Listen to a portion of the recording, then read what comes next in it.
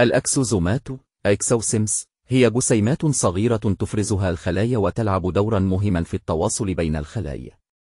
فيما يلي بعض الفوائد والاستخدامات المحتملة للإكسوزومات، خاصة في مجال الطب والعناية بالبشرة. 1. التجديد الخلوي. تحتوي الإكسوزومات على عوامل النمو والبروتينات التي تساعد على تجديد الخلايا التالفة وتحفيز نمو خلايا جديدة، مما يسهم في تحسين نضارة البشرة وتقليل التجاعيد. 2. تحفيز إنتاج الكولاجين. تساعد الأكسوزومات على تحفيز إنتاج الكولاجين والإيلاستين، وهما البروتينان المسؤولان عن مرونة وقوة الجلد. 3. التئام الجروح. قد تستخدم الإكسوزومات لتعزيز عملية التئام الجروح، حيث تسرع من عملية تجديد الأنسجة وتقليل الالتهاب.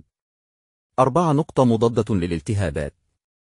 تمتلك الإكسوزومات خصائص مضادة للالتهاب، مما يجعلها مفيدة في معالجة بعض الأمراض الجلدية الالتهابية مثل حب الشباب والأكسيما.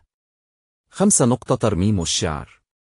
في مجال العناية بالشعر، يمكن للإكسوزومات أن تساعد في تحفيز بصيلات الشعر وتحسين كثافة ونمو الشعر، مما يجعلها علاجا واعدا لمشاكل تساقط الشعر.